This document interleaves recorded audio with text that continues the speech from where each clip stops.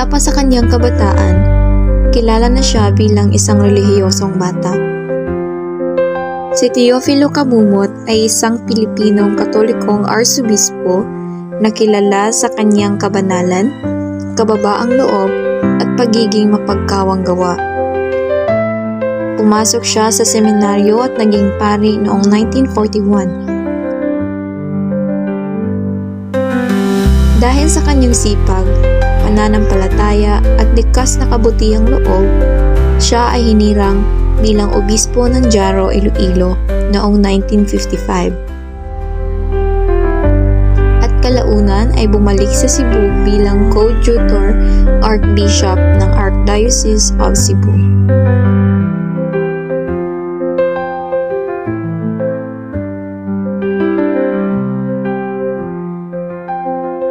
Noong Setyembre 27, 1988,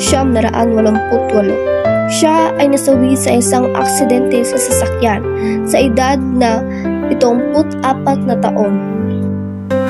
Hanggang ngayon, marami ang bumibisita sa kanyang puntod at humihiling ng panalangin sa pamamagitan niya.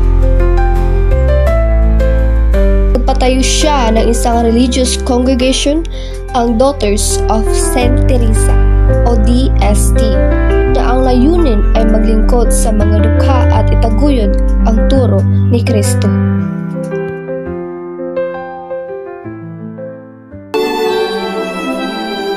Ako si Sister Esterlita Lauros, ang President nga Superior General sa Kongregasyon Daughters of Saint Teresa nga gitukod ni Monsignor Teofilo Camumot, nga dunay mga madre nga mo assist niya sa iyang apostolate sa parokya. Kanya ito nga pag-graduate sa public, 7th grade. Gusto siya musod sa agriculture sa Musuan. Hindi musugat ang akong nanay. May enrollment rin sa seminaryo sa Colegio de San Carlos. Gusto ka mapare siya. Umaw na, kuyog siya. Hindi pa enroll sila dito. Pinikabot niya dire. Bulakaw din to siya. Dito sa babaw. Manuroy siya ng mga wakway kaon, matiguwang. Bisag sa pari na siya katong sa gumbag, sige glakaw, manghatag. Si Monsignor Camumot, simple lang kayo. Ihatagon, mapa-elihobo, humble, no? Pero ang iyang pagkamangihatagon, nagikan din sa iyang pagkamaampuon. Dili makatugod si Monsignor nga ganay mo dool niya, mangayo, nga mulakaw, nga way dala. Ko na diagnose manggod ko nga liver cancer. It was found out in the ultrasound as the result of the test na I have a mass which is suspected to be malignant. And so I underwent series of laboratory tests. It's a sort nga murang confirmed nga malignant yun. Niadto, I was only 38 years old, nagka-cancer ko. Nahurot ang among kwarta sa paggasto on and off ko sa ospital. Wa man gyud na ayo. So niresign na lang gyud ko. Aniingon ko sa Ginoo nga akong kamatayon, imong kabubuton.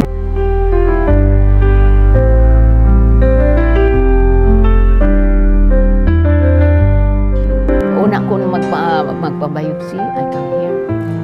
Wanhi ko, mahangyo ko ang taong result favorable. Ang kuan sa akong doctor surgeon you know, you bring all your papers to the church. I was surprised na naman. Kasi because what happened to you is another with the help of Bishop. I am here. In good health.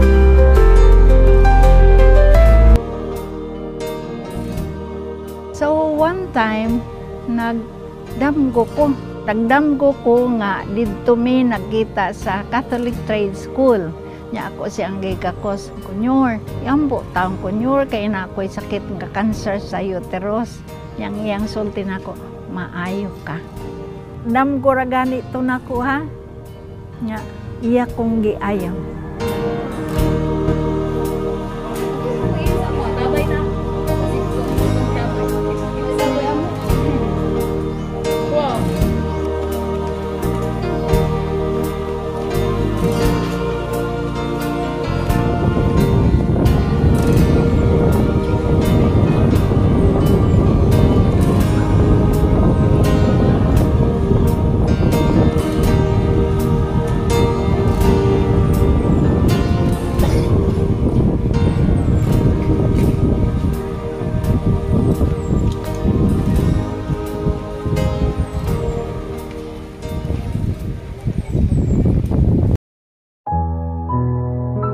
Matapos ang maraming taon mula nang pumanaw si Arsobispo, may isang kakaibang pangyayari ang nagpatibay sa paniniwala ng mga tao sa kanyang kabanalan.